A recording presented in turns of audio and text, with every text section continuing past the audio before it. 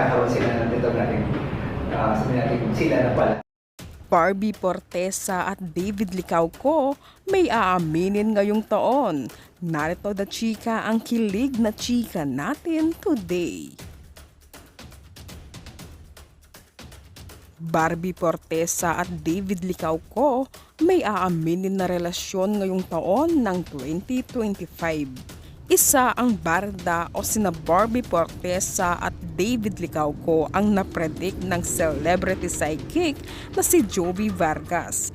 Ilan sa mga nahulahan ni Jovi ay nagkatotoo. Tinanong kasi si Jovi kung ano ang future love life ni Barbie matapos magwakas ang relasyon nila ni Jack Roberto. Tinanong pa si Jovi kung magiging sila raw ng kanyang kalab team na si David Licauco. Agad naman sinagot ng psychic na si Jovi ang tanong kung saan nakita niya sa kanyang baraha kung ano ang magiging kapalaran sa pag-ibig ni Barbie ngayong taon. Ayon sa psychic ay may something raw na mamagitan kina Barbie at David. Di pa raw silang umaamin pero ngayong taon raw ay may aaminin ang barda sa publiko. Lalabas raw sa publiko ang tunay nilang relasyon na hindi lamang sila love team.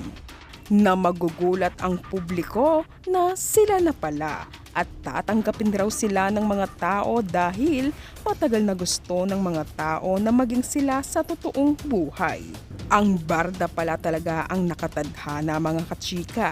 Abangan natin ngayong taon ang kanilang pag-amin. Future love life ni Barbie Fortesa. Yung sila kaya ni David Licauco. May something yung dalawa na mas magiging mainit kasi tinatanggap sila maganda yung chemistry, may dating, yung charm ng dalawang yun. Although may something sa dalawang ito na hindi pa bumibitang, hindi pa nila inaamin. No? Pero itong tawag to, lalabas naman yan na magkakaroon sila ng dito natin, sabihin natin sila na pala. Sila na pala.